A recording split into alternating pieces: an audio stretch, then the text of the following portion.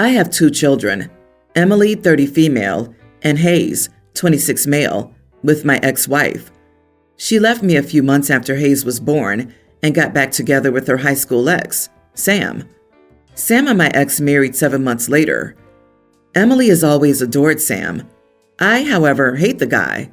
For years he would work on getting under my skin, saying I wasn't a good enough dad to my daughter because I wasn't enough, and she considered him dad too.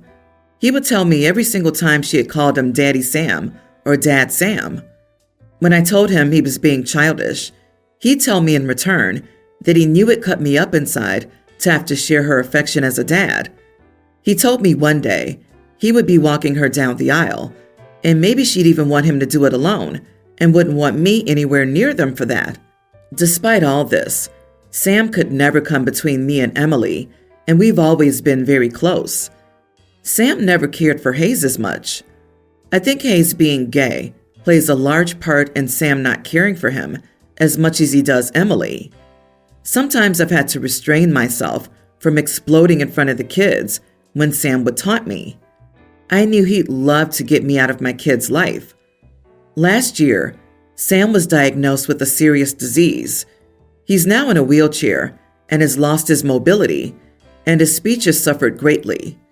Emily's getting married in a few months and wanted us both to bring her down the aisle.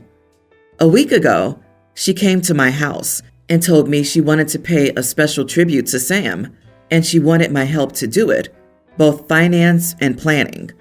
I told her I would not help her with that.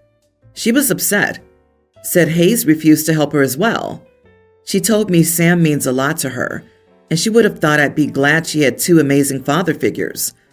I told her that Sam and I did not have a positive relationship, and there was no way I would ever spend my money or time doing something nice for the man.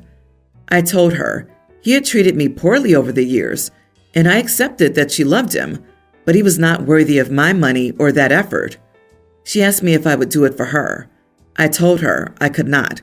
She said okay. Emily's fiance called me up after this. He said whatever petty issues between Sam and me, could I not do something for my daughter when she's going to lose one of her most special people? He said I was breaking Emily's heart because she didn't want to be caught between us, that it's clear I'm enjoying Sam suffer as he is, proven by my actions, and I'm not being a good dad to Emily. Am I the idiot? Not the idiot. Ask Emily why it was okay for Sam to dismiss Hayes because he was gay, yet show her so much attention because she wasn't. Her relationship with Sam is her own. She can't expect others to forget or ignore their own mistreatment by Sam just to make her happy. She's an adult. She should know better. Yeah, expecting OP to foot the bill for someone so horrible to both him and his son is terrible. Plus, why do they need extra money for this tribute? Are they building him a shrine or something? And if fiance feels so strongly about it, he's more than free to cough up the cash necessary to carry out his soon-to-be wife's plan. The money will probably be used towards making the venue wheelchair-friendly. Some people book wedding venues 1 to 2 years in advance. If this was a sudden change in his ability to walk and not a slow decline in ability, it's very possible that a venue was booked before there was any thought of accessibility being an issue. Emily is 30 years old. This isn't a young child whose feelings you need to protect. This is a grown woman who's perfectly capable of honoring her stepfather by herself within her budget. It's not up to you to fund her choices. My response would be, I'm not ready to make nice. Sam's been an epic idiot. There's no way I'd front money or effort to help someone who's treated me like that. You may nope yourself right out of the wedding, but only because you have the self-worth not to allow yourself to be a doormat. The problem lies with Sam, not you, and he needs to make it right. Unable to do that, Emily and her fiancé need to understand that one of Emily's most special people is the idiot who caused the current situation. I just want to know why your wife left and why no one has a problem with this dude calling you a crappy dad. I feel like there's a lot more going on here. I was never fully clear on why she left. We were both young when we got married and had kids, and our marriage wasn't that long. Sometimes I've wondered if Sam was always on her mind, and maybe that led to it. I've always looked at Sam's attitude toward me as jealousy. He has no kids of his own, biologically, and the woman he's always loved has two with someone else. Why hasn't Emily asked her mom for help with the finance and planning of this tribute? Where the heck is the mom in all of this? I mean, she left a few months after Hayes was born, and he acted weird towards him, but not Emily. Is it possible Emily is Sam's daughter? That he treated Hayes so badly because he's your son? OP, DNA test the kids. My parents offered me and my siblings all the same deal. We could have $25,000 as soon as we graduated from high school, or we could wait until we graduated from college, got a trade, or were self-supporting for the next 4 years and get $125,000. My two oldest brothers went to college and used the money to start their lives. My oldest brother, who didn't take that option, took his $25,000 and moved to Southeast Asia. He lived pretty well for 3 years. Then he ran out of money and had to come home. My parents welcomed him home and let him live there while he found a job. He ended up going to university and is working on getting his teaching degree. I just graduated, and I'm using the money to pay a house down payment. My brother approached me and asked if I would share some of my money so we could buy a car. My parents are letting him live at home and paying for his college, but they aren't giving him any spending money or anything. I said it wasn't fair that I should have to share the money I was getting from our parents, since I had fulfilled my ends of the bargain. He said I was an idiot for not going out and seeing the world. I'm not sure how much he saw, stuck in a country in Southeast Asia during the global issue. He thinks I'm being a greedy idiot for not sharing my money. I think he should have done something with the last 3 years besides seeing the world. He said he could have made it 4 years if it wasn't for the global issue. I said it wouldn't have mattered since he had already taken the money. Our mom heard us arguing and told him to leave me alone. My money was earned with hard work, and I didn't have to share. I talked to my other brothers, and they both said he had asked them for money too, but they told him to get bent. I know it doesn't seem fair, but he chose to party with his money. It's not my fault that the world went nuts for a couple of years. Am I the idiot? Au contraire, my misguided brother Reno. I believe it is you who's the unintelligent bottom, not the idiot. And yes, it is completely fair. Don't waste energy on feeling like it's not fair to him. He had the exact same offer as the rest of you and made his choice. You enjoy your hard-earned funds and buy that house and furnish it to the nines. Your brother's being greedy and entitled, but frankly, your parents were very irresponsible to offer this option to an 18-year-old. Sure, it worked fine for 3 out of 4 children, but it's the ones who don't have things figured out that need parenting the most, and your parents dropped the ball. Promising a big payout for successfully adulting for 4 years is a great way to make sure your kids learn responsibility.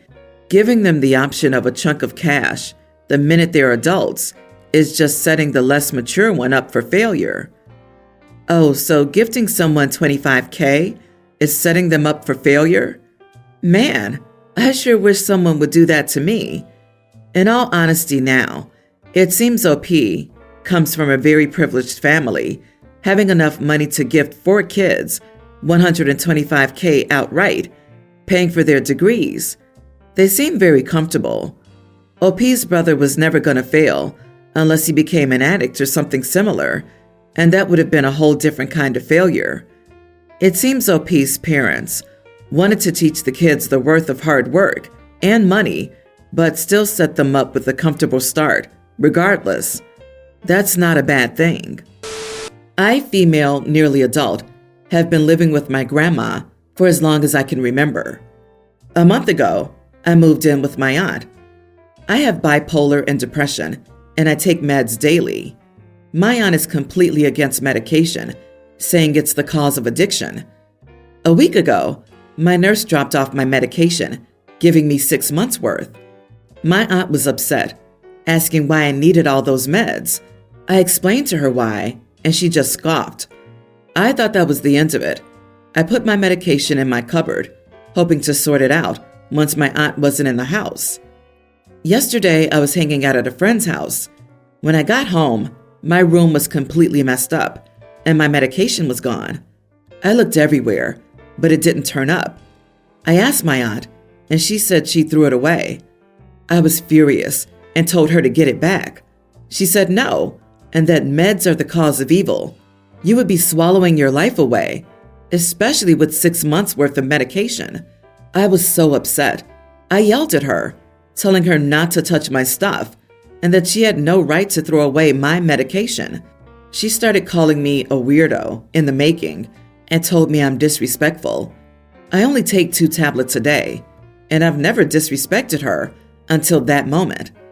I just left and packed a bag to stay at a friend's house because I didn't feel safe with my aunt anymore. Most of my family's been backing her up, telling me I overreacted and that I could just get new medication. But my medication that she threw away had no replacement because I got it for free, and I'd have to pay hundreds just to get a replacement. My friend is the only one supporting me right now. I don't know what to do. Am I the idiot? Not the idiot. It's illegal to tamper with someone else's medications. Since it's so much, you can file a police report, and then with that, you can get it replaced. I'd also consider pressing charges because that's theft. And as a nurse for years, I know it's dangerous for someone with bipolar and depression to go cold turkey off their medication. OMG, you have bipolar disorder and she threw out your medication? That should be a crime. Do not return to your aunts. Call your nurse, talk to your school, or call social services. You deserve so much better than this. If it were me, I'd also immediately file a police report and book an emergency appointment with my doctor. What planet is she from? Some people just have no clue about medication and can't understand the difference between a doctor-written prescription and buying crack from someone behind the 7-Eleven. Tell the family members who say it's no big deal you can't afford to replace the medication. Ask if they want to pay for it.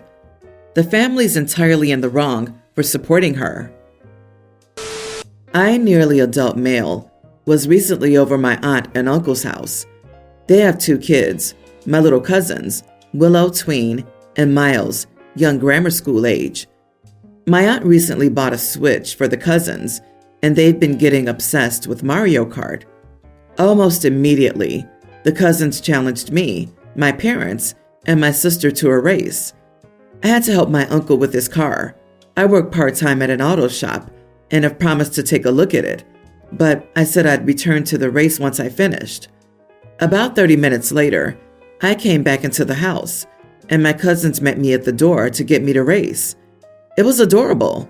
We sat down and played, and I smoked them.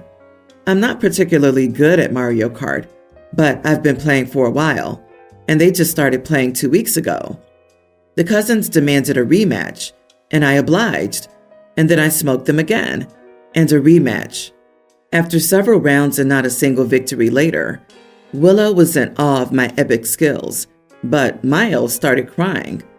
My aunt, having heard Miles crying, came into the room, and I explained the situation. My aunt confronted Miles, while my mom took me aside. Apparently, there had been an unspoken agreement between my mom, aunt, and sister to go easy on my cousins and let them win. My mom called me a jerk for being so mean to my cousins. I told her that I didn't know, and she called me an idiot because apparently it's common knowledge to go easy on kids. I knew of no such common knowledge, but maybe I'm just a moron, as my mom said. Am I the idiot? No idiots here, but this is sort of a read the room thing. Kids don't need to win every time, and it is good for them to learn to lose gracefully. However, if you're competing against elementary school age kids, There's a point to notice that the kids are getting frustrated and figure out how to make the game fun again. Instead of seeing who can win the third time, say, let's try to get all the power-ups, or let's try Goofy Track X, or something. It's not about intentionally throwing the game, but finding ways to meet kids at their ability level and have fun with them. Personal example, I was 15 before I realized that when I was in elementary school playing nickel ante poker with my uncles and cousins, I actually sucked at poker. They kept me in the game by sliding coins to me every time they got up from the table to get a drink or whatever, telling me to play a few rounds for them. I got to hang out with the men, and they got to have fun teasing me at the poker table and teaching me swear words. There are ways to include kids without stooping to outright throwing the game or humiliating them because they're less skilled. It's a little weird for someone on the precipice of adulthood to just absolutely whip a young child at a game over and over without having the thought, maybe I'll let this little person who's been on the planet for a short time win one. But maybe that hasn't been your modeling. I wouldn't feel too bad about it, but in the future, I might not just absolutely relentlessly cream a 6-year-old over and over. Yes, a legitimate argument should be made against overpraising a child. There's also a legitimate argument to be made about letting a little child have a mastery experience, especially when they've tried repeatedly. I think you are the idiot. Does it count as winning with skill if it's over a young child? Like, do you even see the challenge in it? Do you need to be told that playing a kid is an exchange of knowledge and you're kind of teaching them? Show off skills, sure. Show who's boss. But is it even fun for you to have such obvious wins? Is it odd that at your age, you need to be told to chill against a toddler? I, 44 male, have been married to my wife, 34, for 4 years, and we have a son, toddler, and a daughter, younger toddler. I now work in tech 4 days from home and go to the office 1 day, while my wife doesn't currently work and is a stay-at-home mom. My work-from-home career only started when the global issue began, so before we got married and when we were dating and cohabiting, I never did much major grocery shopping, apart from picking small stuff up on the way home, as my wife worked fewer hours than me and did it instead. When I started working from home, I noticed that my wife would take a very long time to do the weekly shopping. I'm talking a good hour and a half just to buy the weekly groceries. The store's only 5 minutes away, and she usually goes just before lunch, so it's not too busy. I think that she's running into friends from her mom's groups and chatting and losing track of time. She denies this, of course, but every time she goes out shopping and comes back, she always has some new gossip about what's happening in the neighborhood. To be clear, I'm not upset or angry if she takes this long to do the shopping. It's good for her if she can meet friends while shopping. But she keeps telling me that she takes this long because she's checking which stuff is on sale, which stuff can be skipped for now, which stuff can be stored, etc. Yesterday was the day my wife usually goes on the weekly shop, but I told her that I'd handle it. I went and did the shop and came back in half the time she normally takes. When she was helping me unpack the groceries, she wasn't too happy with what I bought. I told her that I did it in half the time she usually does, and that I still couldn't see why she took so long to do it. She then told me that I did a poor job and didn't buy what she wanted, and that I was trying to undermine her. I said I did the shopping for her and the family. She said that I was an idiot. Why do you actually need to prove this point? How neurotic are you? Yeah, my husband can do the weekly shopping in 15 minutes. He doesn't buy half of what we need and ends up paying twice as much anyway because he pays no attention to what's on sale. The difference is that he doesn't insist he's better or faster, fully acknowledges he sucks at shopping because he's impatient, and is grateful that I do it. Again, why does this point need to be proven like you're Einstein on the verge of the greatest discovery? Let her be. Jesus. I seriously don't understand what he's trying to prove. I did the shopping in half the time, but worse, and got all the wrong things. Like a good job. You want a medal for screwing up faster? Why is this guy competing in his own head for the most incompetent? I got some weird misogyny vibe. Yes, the little woman can have her me time of shopping and gossip. I feel bad for his wife. It sounds like he thinks she's lazy. Totally toxic. Even if she was, talking to another adult while you're stuck at home with babies can really help your mental health. Maybe that's what she's doing. Or maybe it really does take her that long to figure out the groceries. Or maybe she spends 20 minutes crying in her car before entering the store because she's married to this guy.